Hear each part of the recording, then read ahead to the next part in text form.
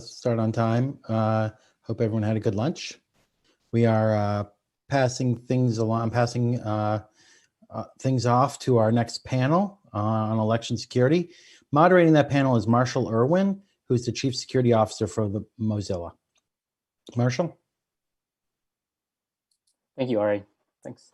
So we've got a great panel today to talk about election security. I want to start off by thanking our panelists both for participating, but also for all of the work that they have done and that all of the people they represent have done over the past few weeks and few years, actually, to make sure that we had a safe and secure election. You know, in the context of so many concerns about the integrity of our electoral process and also how it would adapt to the pandemic, I think the success that we've seen over the past few weeks is really remarkable and laudable. And the panelists today, I think, deserve a lot of credit for that. So thank you wholeheartedly.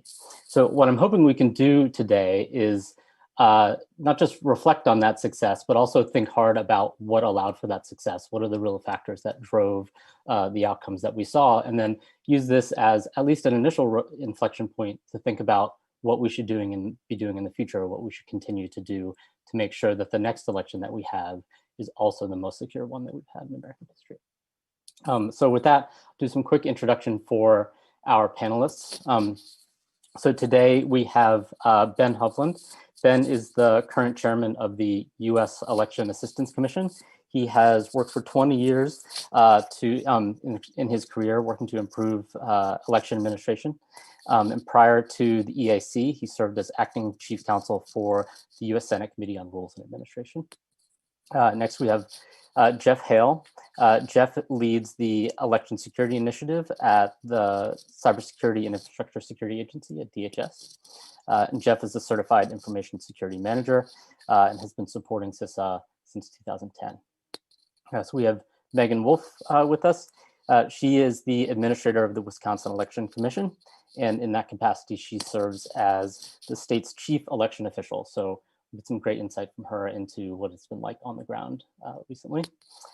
Lindsey Forson is the director of cybersecurity programs for the National Association of Secretaries of State, where she manages the association's cybersecurity work with secretaries of states and their IT staff.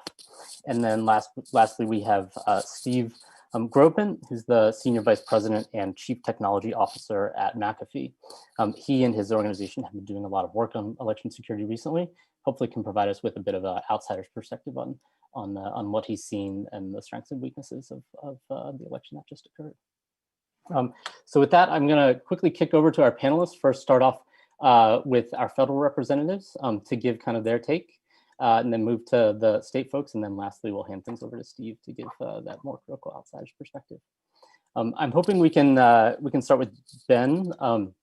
You were one of the key signatories of the recent statement last week, which said that this election was the most secure one in American history, which I think is a really bold and remarkable statement.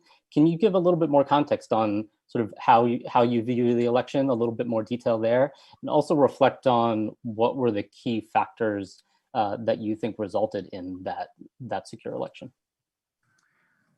Thanks, Marshall. Great to be here. I'm glad I get to kick things off because I can brag about the state and local folks instead of them having to do it about themselves. But you know, again, first and foremost, you can't give enough credit to the state and local election officials who did an amazing job running the election this year during this pandemic. I mean, putting their own health at risk and particularly in so many states having to make pretty major changes to processes and procedures to adapt to where the voters were going to want to be. And of course, maintaining an eye on security throughout that. I think part of, you mentioned the statement from the other day, again, so much of that ties into the work that's been done.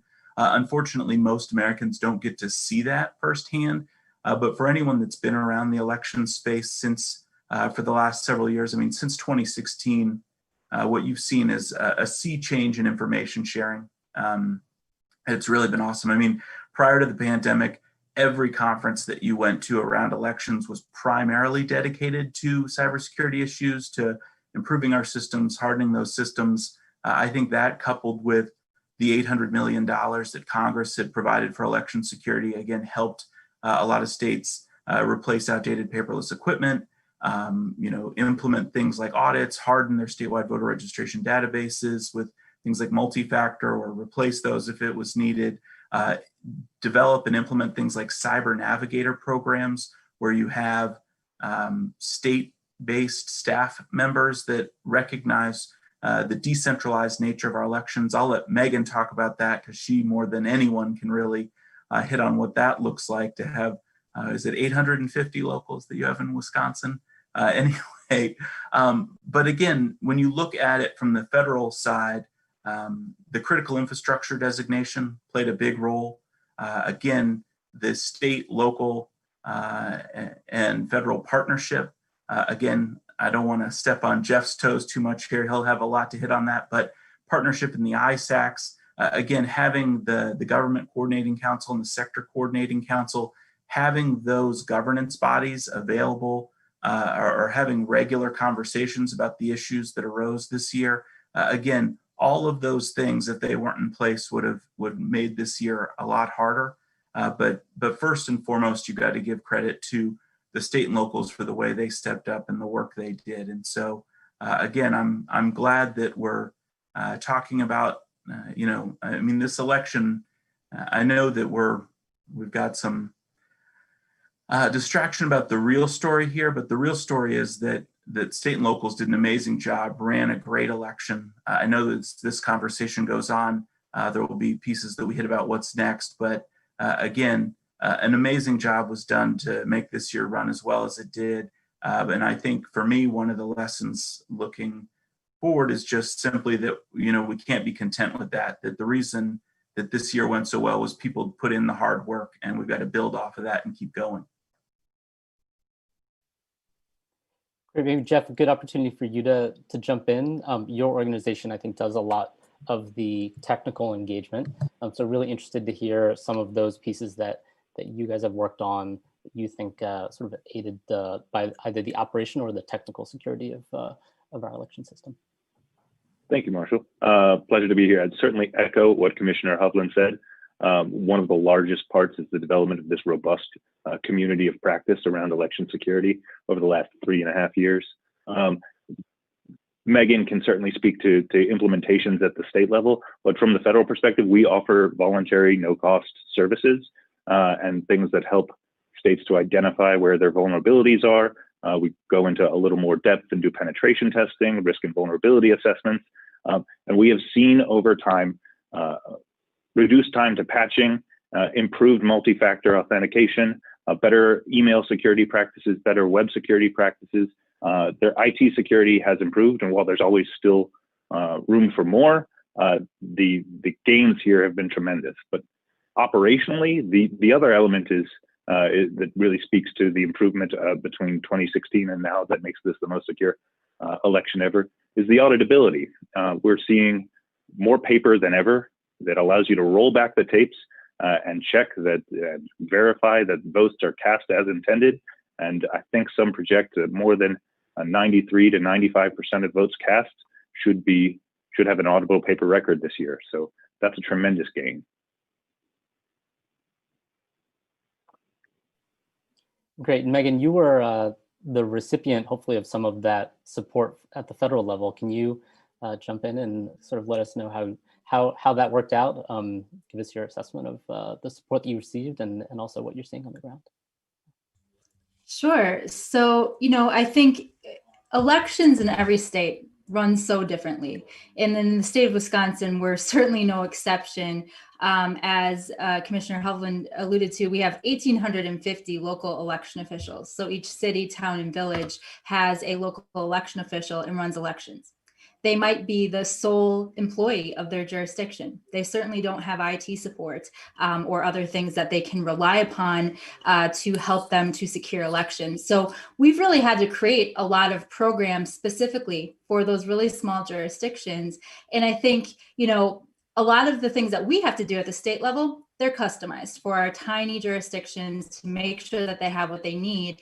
but we receive a lot of support from CISA and from other organizations in helping us to protect the state infrastructure. Because even though we have 1,850 local election officials, we are still the custodians of the statewide voter registration database, of all of the voter data that makes elections happen. So whether or not it's registering voters and creating the poll books, issuing absentees, and making sure that only one ballot can ever be counted per voter, that is all really critical data. And so having resources available to us through CISA to help us analyze that technology, to help us identify or look for any vulnerabilities.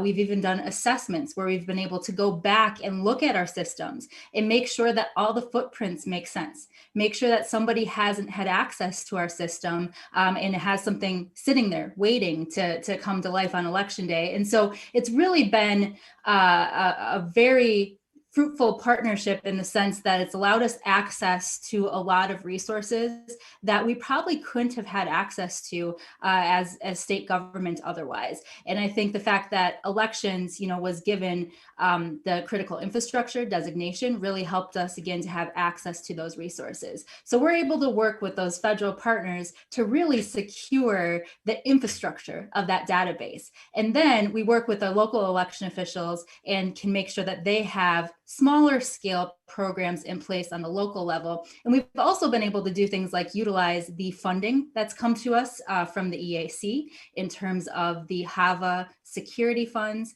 and the CARES grant funding to get resources to our local election officials. And we've done some pretty incredible things there. Just yesterday, I got an email from a clerk thanking us for both subgrants that we did, both with the security money as well as the CARES money, because they were able to get things like voting booths that they were able to clean easily to make sure that in-person voting was safe. And then they were also able to, with the security money, to get things like a computer.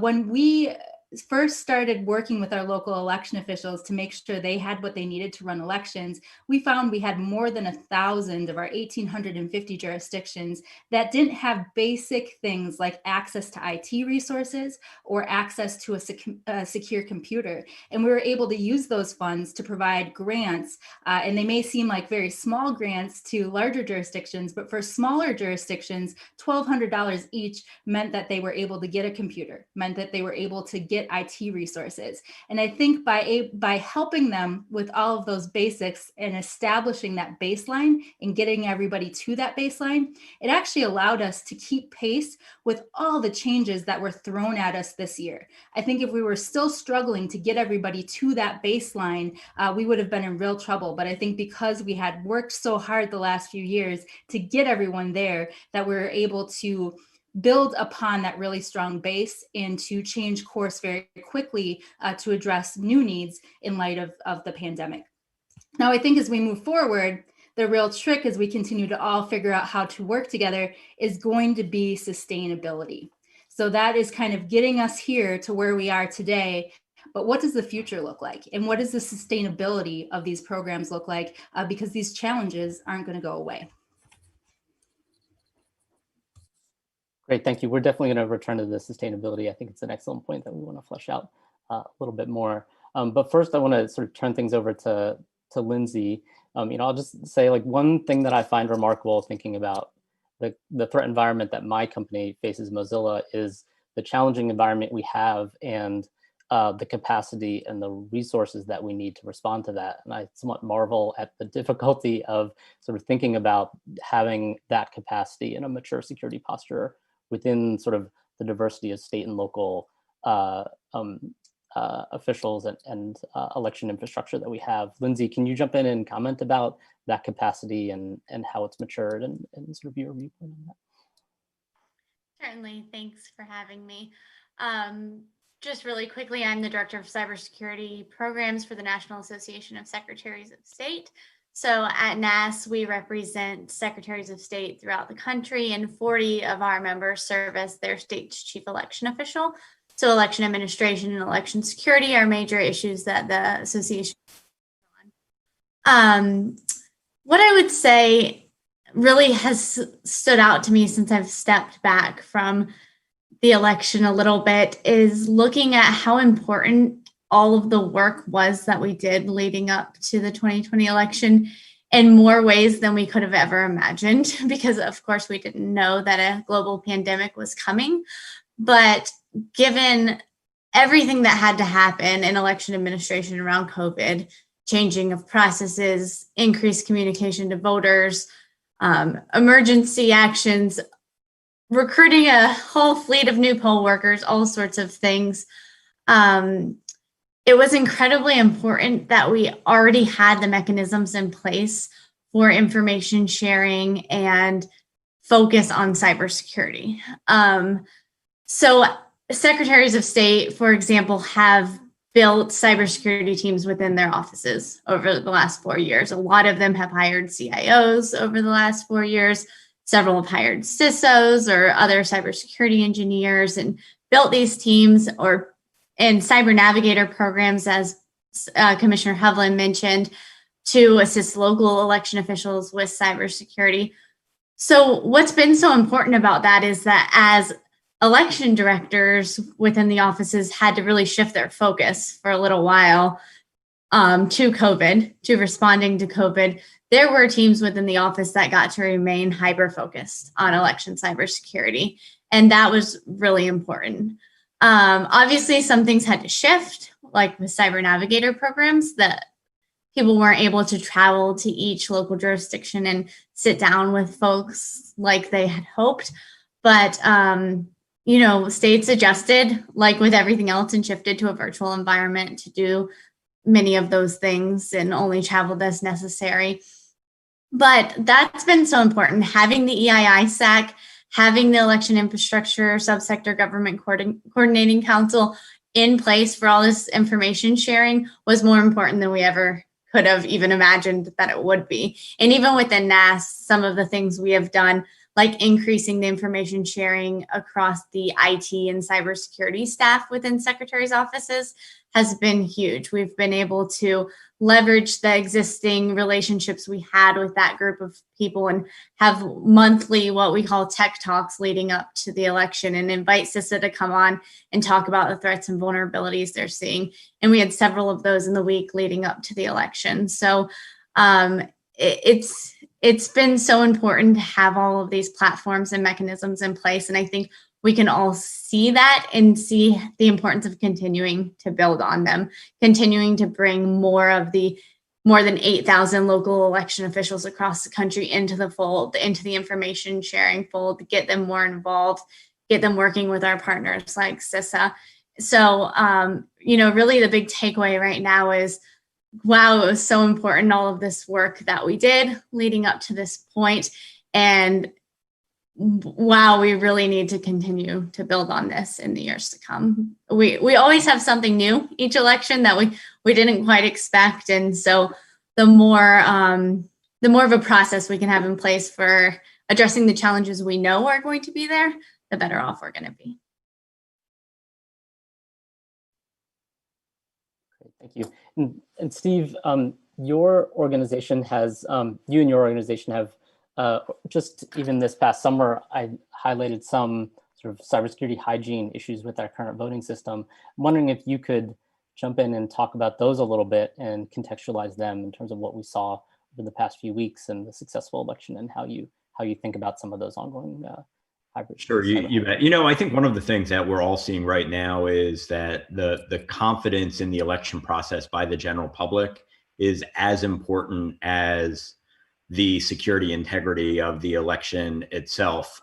It's one thing to have this panel have confidence in the election and the types of viewers that are watching this panel. It's another thing to give the American public the confidence that we have a fair, free, and non-tampered with environment. I think, Geoff's point that we've been able to move to greater than 90% of our voting practices to have a paper trail is really important, because the general public is not a bunch of computer scientists, and they need to be able to look at a technology that everyone can understand. Clearly, paper does that. It's difficult to manipulate remotely from halfway around the world. it's difficult to change at scale, and it can be audited as many times as needed in order to get that confidence. So when I think about what's worked well this cycle, we've taken some really great strides in moving in that direction. I think in the area for improvement, it is some of the things that I've been talking a lot about and that McAfee's been very focused on, which is there are cyber hygiene things that are very basic, especially in the way that we're communicating information to the general public, that we have a ways to go. We still have the vast majority of local election sites not using .gov domain names. It's incredibly easy to set up a clone election website with false information, fake information about where, when, or how to vote. And while it doesn't appear that that was actively exploited this cycle, we do need to be careful not to fall into the trap of, because something didn't happen this time, it implies it won't happen in the future. I think that's a very risky situation that we could get into. The other thing that I think is a challenge is around disinformation. I think even right now, lots of claims going on related to the integrity of the election that are blatantly false, while CISA has done an admirable job of tamping that down to a good degree. Clearly, there are lots of powerful social media and other communication vectors that are making disinformation challenging. And that's something we'll have to work towards as we look to future election cycles. Great. Your comment about the hygiene does make me wonder. I mean, I think it demonstrates there are still clear vulnerabilities that sort of are there to be exploited by threat actors. It does, I think, raise this strategic question about the success that we just had, about to what extent does that reflect some awesome work on everyone's part? To what extent is the threat environment not quite as mature or scary as we might have worried it could be? Steve, do you have any thoughts on that, about the actual threat environment that we face and how it could continue to evolve? Yeah, I think there's a few things I'd say. You know, one of the things we see all the time in cybersecurity is the reason we have cyber events is they're driven by incentives. So ransomware is rampant because it's a really good business model for cyber criminals. We see nation state activity when there are clear objectives by an adversary to achieve something. Generally, the areas of vulnerability aren't exploited unless there's something that an adversary wants to get in return. I think it's always a bit of a dangerous situation to get into the mode of, well, we didn't see a certain vector exploited in this cycle, therefore, let's assume that that's not going to be the one that will be focused on in the future. I don't know, and I'll be the first to admit that I don't know why some of these, what I would consider fairly easy vectors of manipulation, weren't exploited this go around. Clearly, we did see some disinformation coming out using fake domains, fake email, intimidation, potential looking to have blowback on certain countries.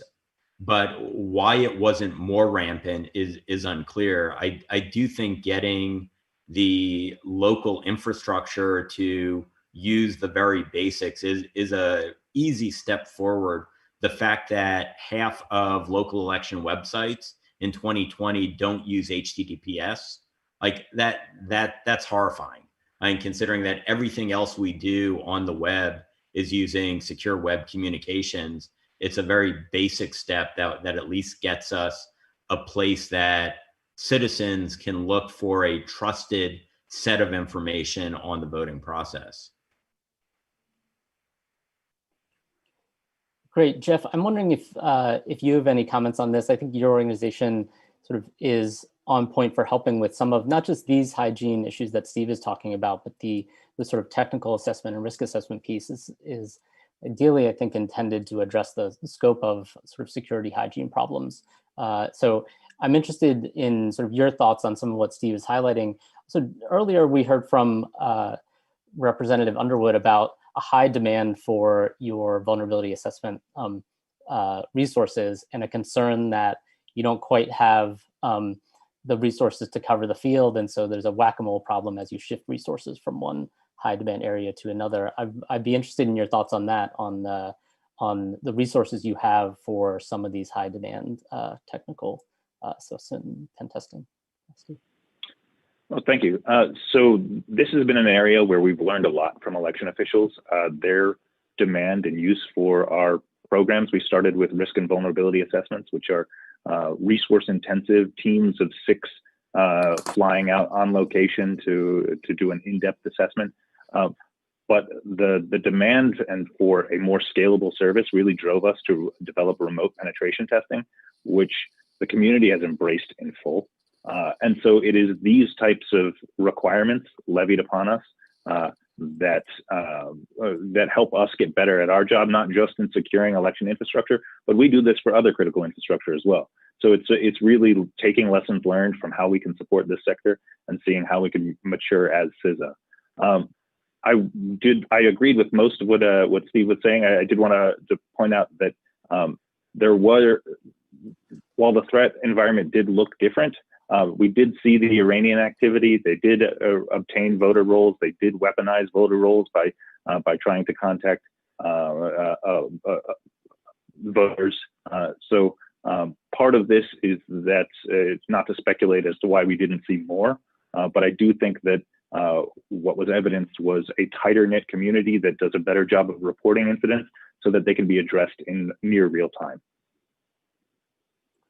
How much were you able to cover with the vulnerability assessment and pen testing, like in terms of the state demand for those? Do you feel like you were able to sort of meet the demand adequately? So over the past few years, we've been able to cover the vast majority of state level infrastructure that as they wanted. We've obviously been able, the talking point has been out there for a couple of years that we've put intrusion detection sensors on at the state level for every network. We've also been able to provide them at many of the large counties, particularly in bottom-up states. We've done risk and vulnerability assessments in more than half of the states at the state infrastructure. The remote penetration testing has been far more widely adopted at the local level. What we've also seen is it's not just what CISA provides. Many are using their Help America Vote Act funds or their CARES Act funding to turn to vendors and deploy cybersecurity vendors and really bring the control of that security in-house. It's been a tremendous improvement, and their willingness to share their lessons learned into this community means that it's not CISA dependent. It's everyone's adding value.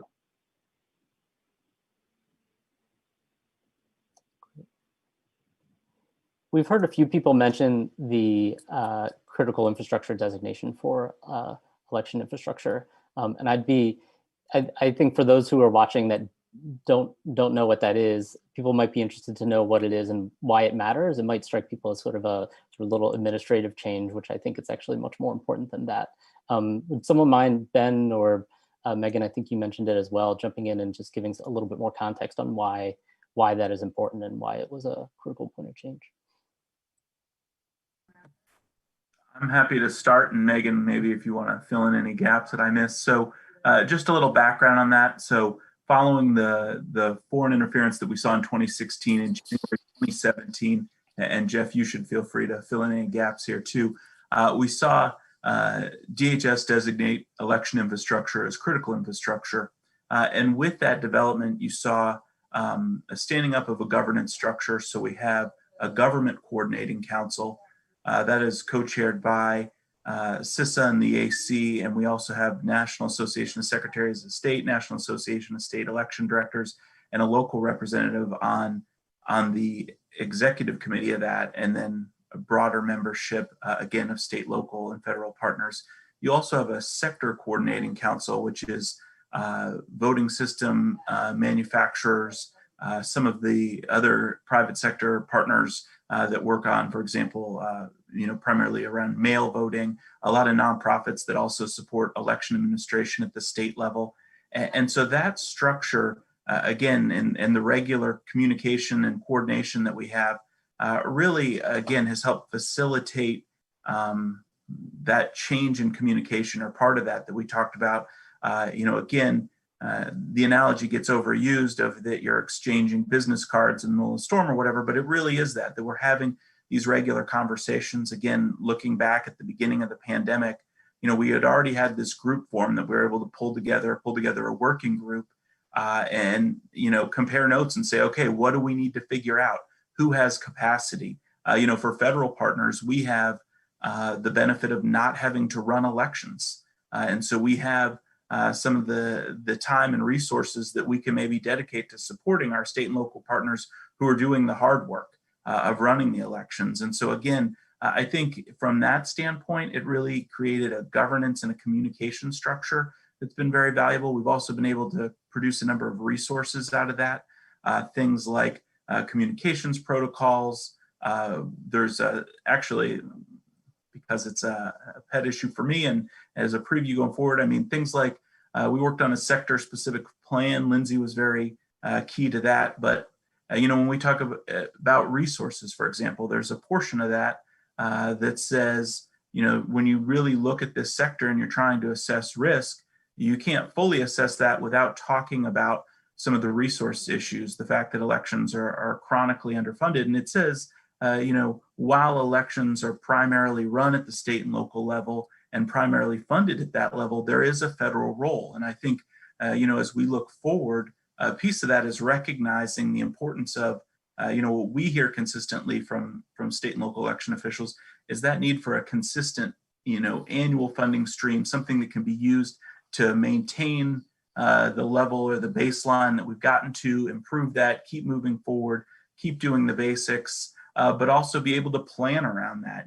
Things like these Cyber Navigator programs that I mentioned earlier, that's the type of thing where that's a staffing piece. You're not going to want to do that as a one-off with a contractor or it only is good for so long. That's something you need to be planning for, looking forward. That's how we keep getting better. That's how we keep these systems as secure as possible. And so, again, I think the governance structure has helped have those conversations at the different levels of governance, but it's important to bring in our private sector partners as they're very, they're part of this whole ecosystem of running our elections.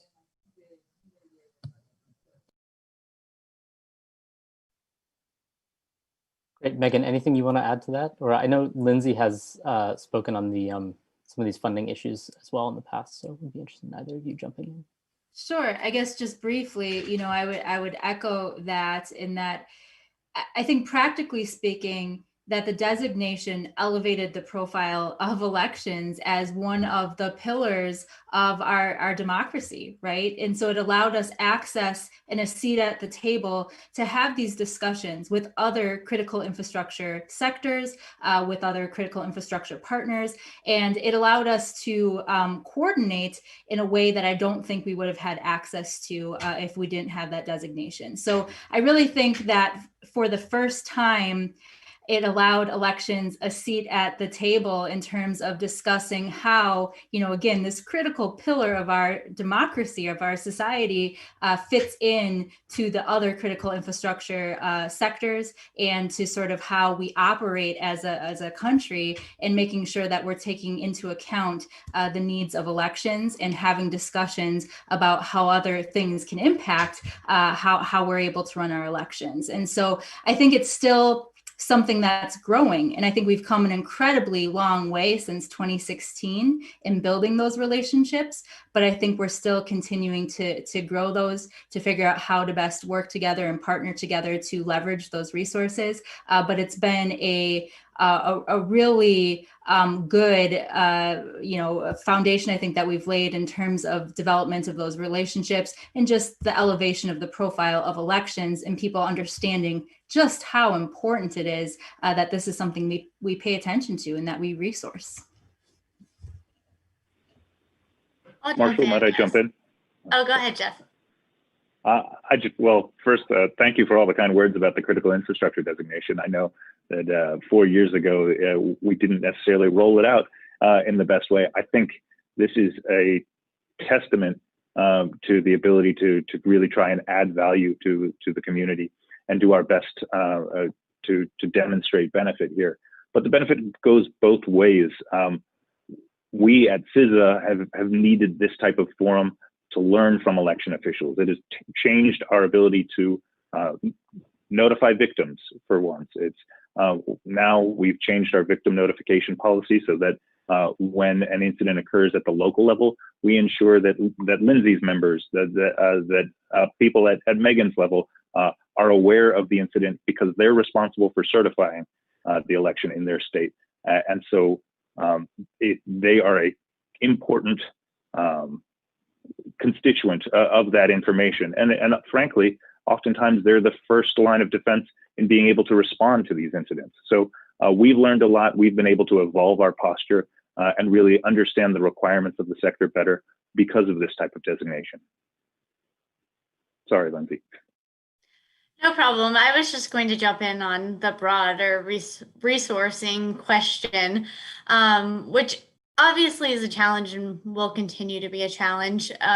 You've seen election officials at the state and local level over the past 4 years pushing for more resourcing at their level. A lot of secretaries have worked with their state legislatures to secure more resources. And that's a really important part of this, with elections being run at the state and local level. NASS, our members support stable federal funding to help supplement that state funding. As Commissioner Hovland mentioned, that stable part is an important part of it. It's a challenge to get that from Congress, we recognize, but being able to plan around when funding is going to come is really important, with things like the Cyber Navigator programs, staffing, CISOs, ongoing relationships with vendors, all of those sorts of things. The planning is incredibly important. My members regularly say that election cybersecurity is a race without a finish line.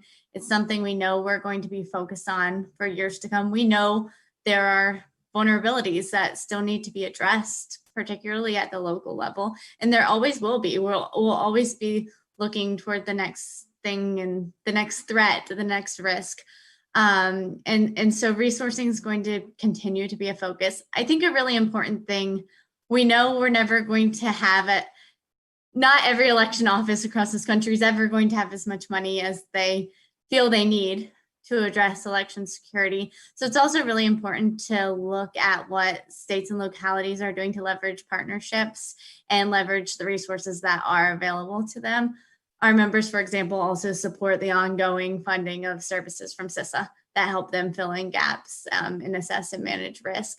Additionally, Secretary of State's offices regularly utilize resources, create partnerships with other state agencies in their state so that they can leverage each other's resources. For example, states have partnered with their state CIO's office to provide support and training to local election officials and also to local IT departments and counties. And they've created agreements and partnerships with National Guard units so that National Guard can help them assess risk or help with cyber incident surge support. So that's another really important part of all the information sharing that's happening is states can share these promising practices with each other. And as they're implementing these things, they don't all have to learn the lessons the hard way. They can hear from each other what lessons they learned. But yes, we need more funding. Yes, we need stable funding, but we're also going to have to continue to leverage the resources that are out there and partner with each other to make the best use of them.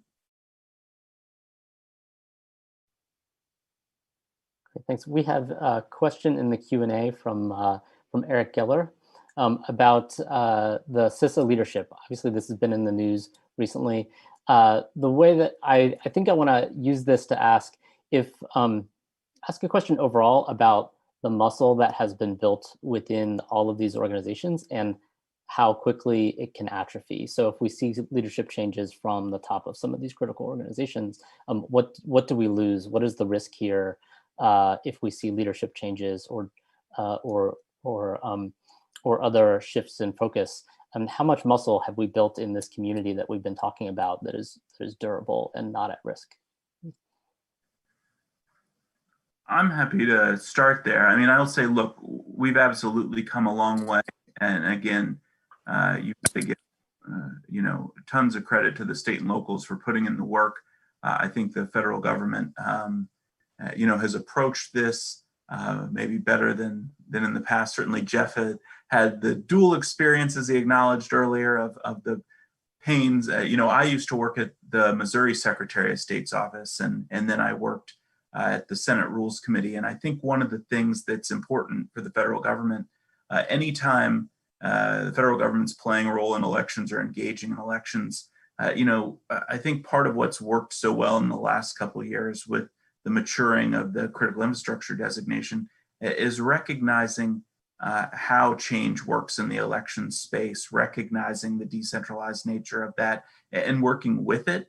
Part of that is recognizing that each state, because it runs its elections in its own unique way, has unique challenges. And so it's part of that is being a resource when you can be, meeting states where they are, recognizing that those challenges are not blanket across the country. And I think that's been an important part of it. Certainly I think as we look to continue moving forward, that's a big piece of the puzzle as well. If you're not taking that approach, if you're not taking a good governance, customer service approach to making a difference, it's going to be a lot harder.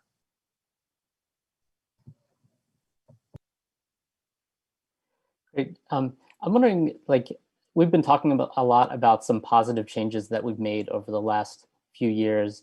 I'm interested in people jumping in and talking about some of the things that we might not have gotten right. There's been a lot of changes, a lot of things have been tried, and I think we heard from Geoff sort of alluded to a few things that might not quite have gotten started on the right foot.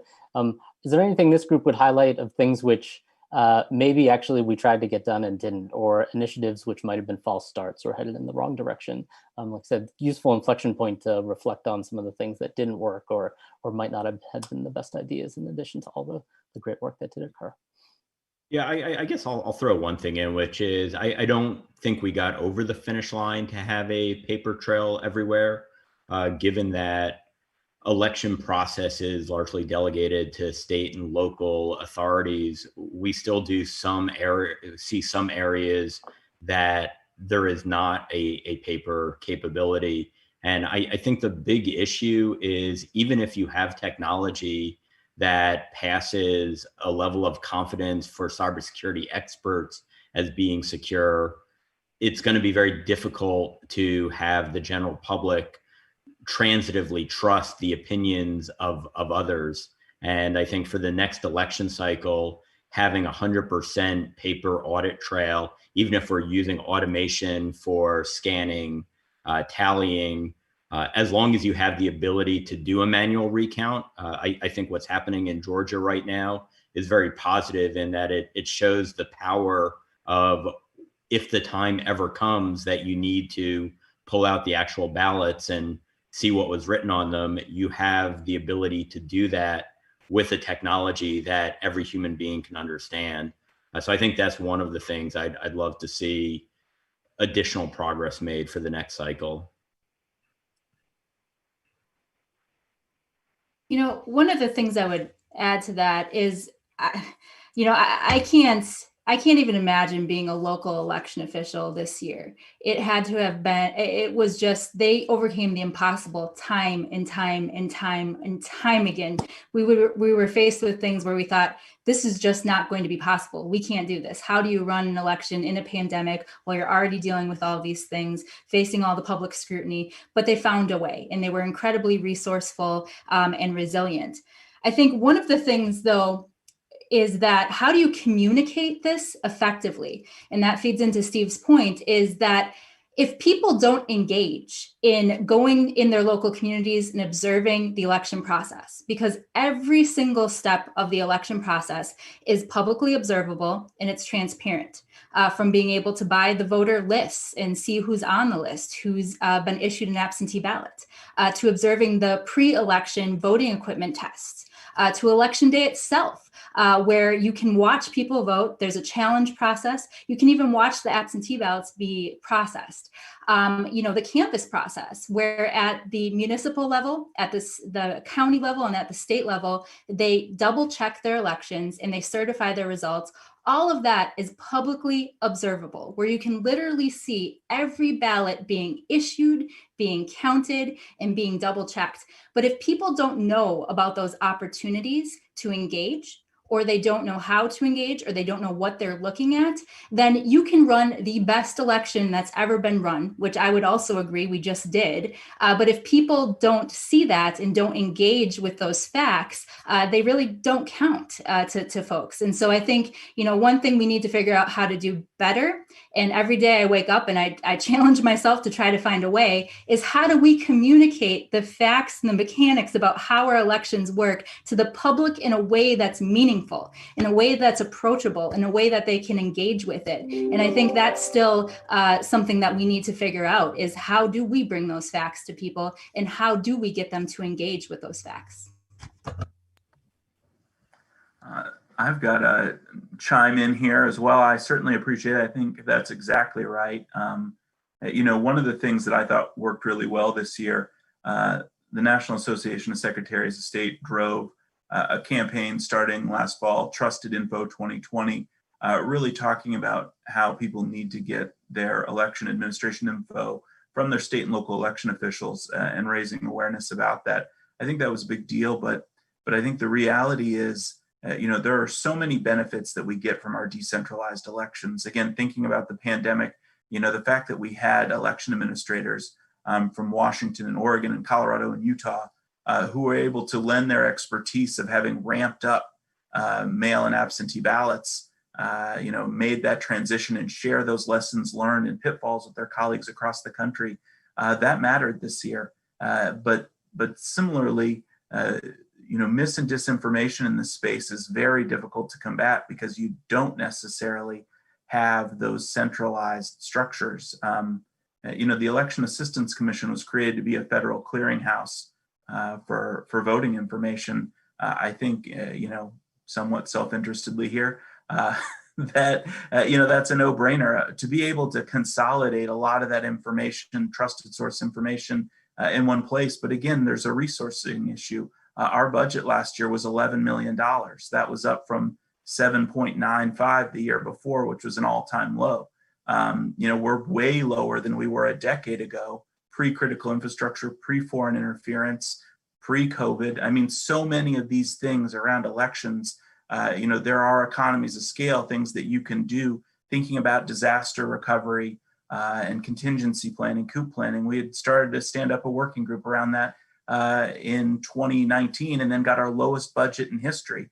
And so there's an element of this that's there, that the game plan is there. You can figure these things out, but it does take investment to do it. And I certainly think our democracy is worth it. I hope that others do. Thanks, Commissioner Hovland. I'm just going to chime in really quickly as well. Our Trusted Info 2020 initiative is another thing that when we launched it, knowing the importance of accurate election information, we still didn't quite realize how important it would be. This year, with polling locations and some rules and processes changing at the last minute or much later in the process than they usually do, it was even more important than usual to point voters to their election officials for election information. And I encourage voters, or if you're talking to voters or the general public, please encourage them to continue to look to their local, state and local election officials throughout the end of this process. As well as Meagan discussed, there's a lot of opportunities for understanding how the process works, understanding things are still happening, right? Results are still being verified and double checked and certified. And so look to your state and local election officials to understand how that is all happening. To the original question, there were two quick things I just wanted to chime in on. Two areas of focus I've seen from the state secretaries of state and their IT staffs over the past few years has been one, as we've mentioned several times, outreach to local election officials. bringing more of those 8,000 plus local election officials into the EII SAC, for example, getting more of them risk and vulnerability assessments, working with them on just simple training and risk assessment. And that's an area where there's been a lot of success in launching Cyber Navigator programs. Some states have also learned, difficulties in implementing these programs, especially with limited funding, where they've maybe tried to do it with one Cyber Navigator program, for example, and had to adjust and learn from each other. But that's an area where I think we need continued growth, and I think most folks in the field would agree. There are other states that I know are looking at launching Cyber Navigator programs over the next 2 years. We've seen a lot over the past 2 years, and I think we're going to continue to see that. The other is taking advantage of research that's available through the independent security research community. We've seen an increased appetite for that from election officials, a lot of discussion over coordinated vulnerability disclosure programs or partnering for pen testing from the private sector and those sorts of things. Again, another area where we've seen some growth. We saw 2 Secretary of State offices launch coordinated vulnerability disclosure programs this year, even in the midst of the pandemic and everything that was changing there. But I think that's another area where election officials and the InfoSec community want to see continued growth. Awesome. We've got 4 more minutes. I think we want to end on time to hand things back over to Ari. Maybe I'm hoping everybody can just chime in with like final thoughts from the panel, and also leave us with kind of that one thing that you are hoping like that we move forward with that we weren't able to get done over the last 4 years, and that we really need to concentrate on and make a priority moving forward, to leave the group with some final thoughts. Steve. So I'm happy to start. I think I'd say let's take advantage of the off years to make progress. I think thinking about election security only in 2022, 2024, it's too late. I think we have a real opportunity in 2021 to focus on the areas that we still have room for improvement.